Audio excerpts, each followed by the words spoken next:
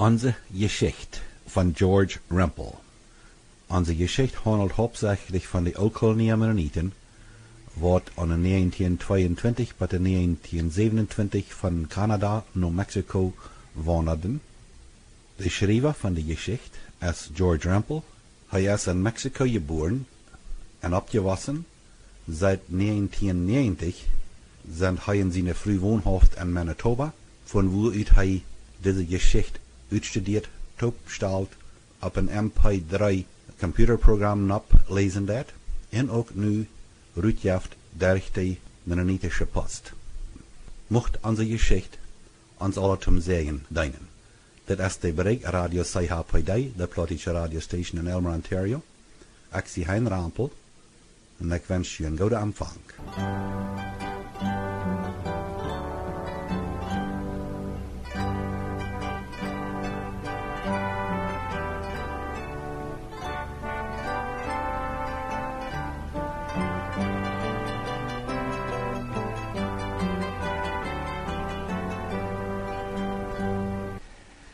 Unsere Geschichte Nummer 3.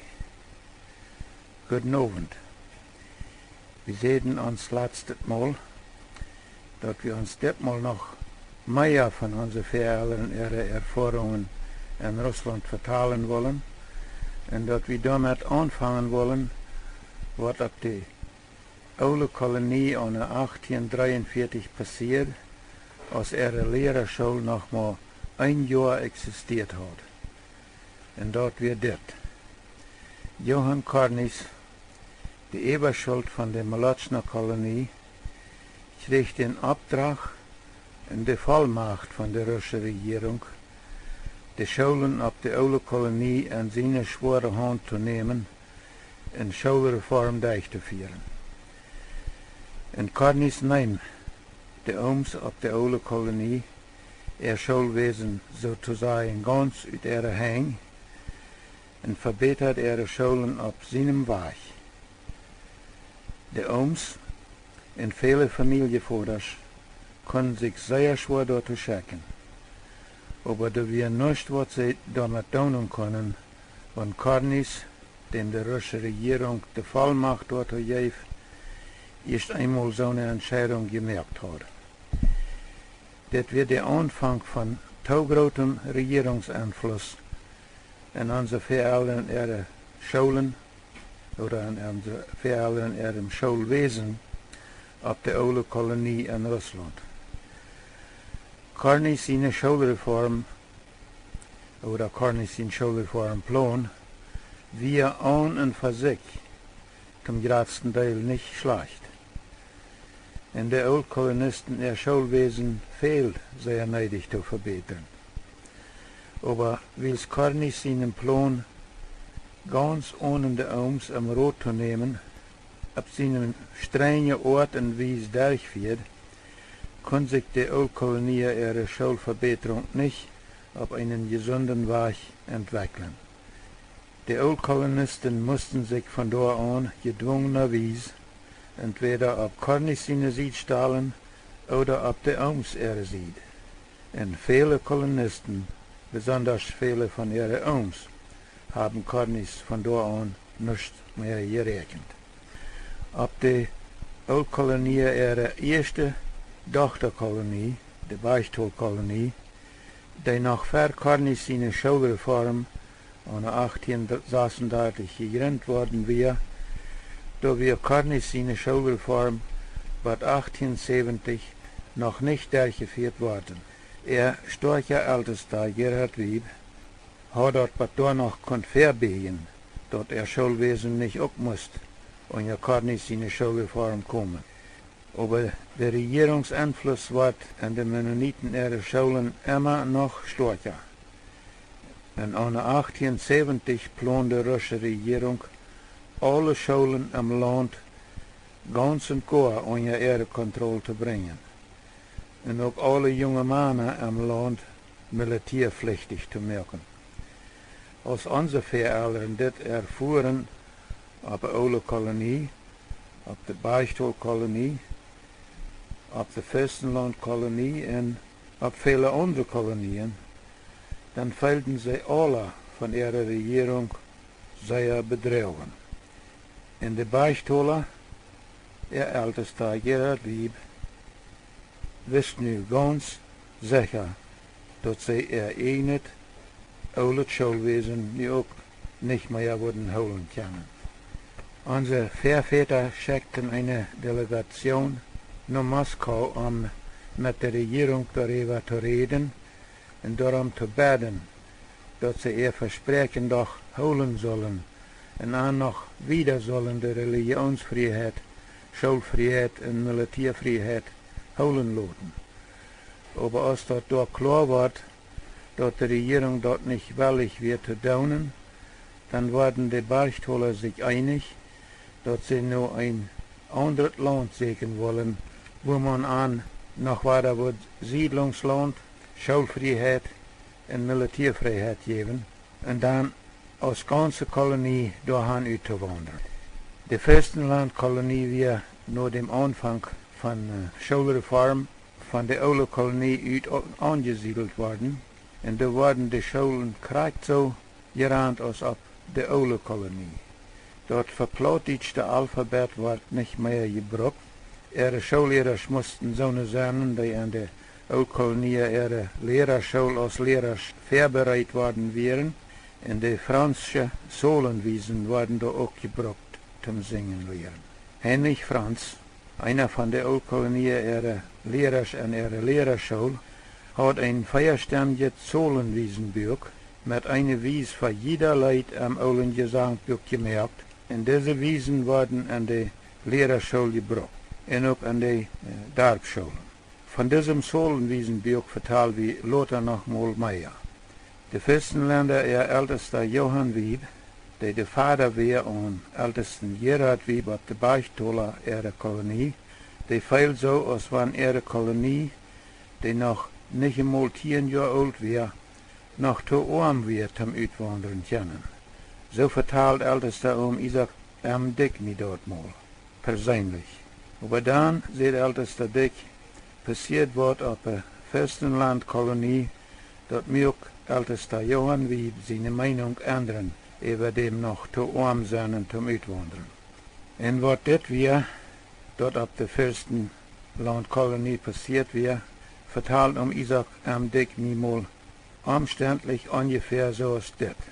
Er sieht, ob die junge Tochterkolonie, die von der oude Kolonie ausgegründet und angesiedelt worden wäre, in Fürstenlandkolonie genannt wird, da saß auch mein Vater auf der Schulbänken, wo die verbotene Frucht, die Karte Wiesen und die höhere Utsprüche an einem Ast was.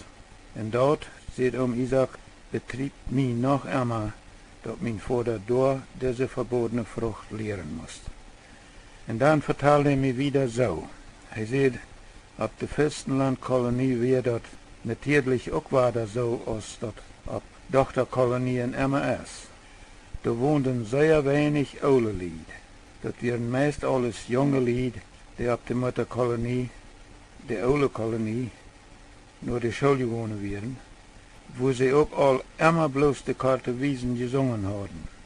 Und selbstverständlich werden auch die Kirchensänger an die 2 Fürstenlandkirchen meist alles junge Männer.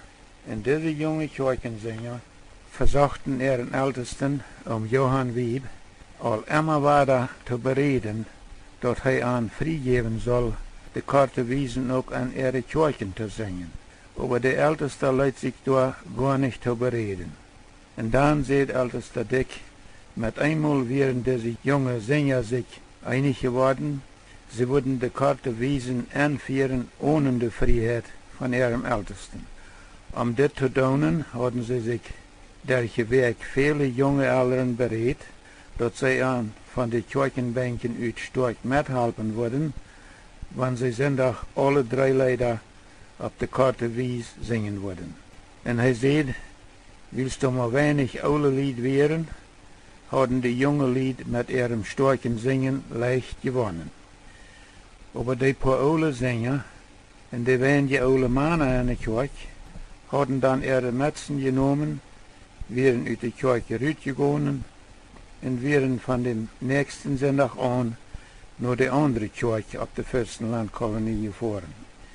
Aber nur wenige Werken hatten die junge Kirchensänger dort durch Kreuz so getan. Und dann wie älteste Johann Wieb, der war ganz und zwei in Rotlos gewesen. Er hat sich den Ältesten von der alten Kolonie lassen ankommen, ihm zu helfen und dort versuchen, träg zu arbeiten, dass sie an ihre Kirchen doch noch weiter können die lange Wiesen singen. Der Älteste von der alten Kolonie wir auch angekommen, hat viele junge Eltern auf der Fürstenlandkolonie besucht und mit an über diese Sache geredet. Aber dann wird der Altkolonie Älteste zu der Fürstenländer ihren Donnerdagsitz gekommen und hat an dort gesagt, die jungen Eltern haben selbst in der Schule all immer bloß die Kartenwiesen gesungen. Und nu singen ihre Kinder auch bloß die Kartenwiesen in der Schule. Diese junge Familien wollen die lange Wiesen nicht mehr singen. Die haben ihre Meinung darüber abgemerkt, dass sie die Kartenwiesen auch in der Kirche singen wollen.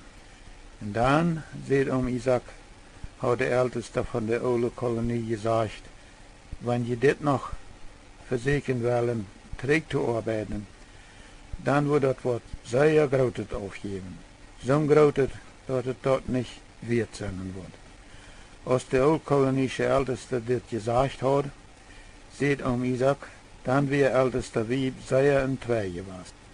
Dann hat er gesagt, wenn das nu wirklich all so weit ist, dass wir die Kontrolle auch an unsere Kirchen noch verlieren und die Kartenwiesen singen müssen, dann müssen wir auch wandern. Von dort an versuchten auch ungefähr die Hälfte von den Fürstenländerfamilien und die meiste von ihren Ooms oder Predjers bereit zu werden zum Uitwandern. Das heißt, wenn die Beispiele ihre geschickte Delegation in Amerika wird Siedlungsland in die gewünschte Religionsfreiheiten finden. Ab der alten Kolonie hat sich die Lehrerschule über die Jahre all zu einer Fortbildungsschule entwickelt, wo noch immer junge Männer als Schullehrer vorbereitet werden, wo aber auch anders junge Menschen höhere Bildung kriegen, die nicht Schullehrer werden wollen. Viele Eltern wären voll und ganz dafür, dass all ihre Kinder gute Schulbildung haben sollen. Viele von diesen Eltern und ihre Ooms sagen scheinbar keine Gefahr daran, wenn die Regierung ihre Schulen ganz unter ihre Kontrolle bringen will. Und dabei wollen die Ooms von der alten Kolonie nicht uitwandern. Aber viele von unseren Eltern auf der alten Kolonie sagen die Gefahr von immer noch größerem Regierungseinfluss in ihrem ganzen Schulwesen, wenn sie auch ganz für gute Schulbildung für ihre Kinder einstunden. So eine Eltern planen auch an Uitwandern. Aber diese wollen, wenn dort in Kanada wirklich gewünschte Freiheiten geben wird, durch ein Uitwandern, um dort mit Schulverbesserung wieder zu arbeiten, aber ohne die Regierung ihren weltlichen Einfluss. Aber auf der alten Kolonie wären auch noch immer viel so eine Eltern, die da viel lieber noch immer wollen trägwohnen nach ihrem alten Schulwesen, die noch durch nicht höhere Bildung für ihre Kinder haben wollen. Und so eine Familien mögen sich auch bereit uitzuwandern und versprechen sich, unter die Fürstenländer ihrem Ältesten Johann Wieb seine Leitung noch weiter ihr altes Schulwesen zurückzukriegen. Wir können uns noch viel mehr vertellen von unseren Vätern, ihre Geschichten und Erfahrungen auf der alten Kolonie, der Beichtstuhlkolonie und auf der Fürstenlandkolonie in Russland. Aber wir wollen mit unseren Geschichten so bosig als möglich bei Kanada kommen. Und vielleicht haben wir auch vorerst genug verteilt von unseren Vätern ihrer Lehre in Russland, zum Lothar besser verstehen, was an Manitoba trifft und wo sich ihre Geschichte in Kanada entwickelt. Die Altkolonie er Ost am Mennonitengeschichtbaum spielt nu in zwei Hälften, als unsere Väter ihre Hälfte in den 1870er Jahren Russland verleiht und Manitoba trug, und die andere Hälfte von diesem Ost in Russland wohnen blieb.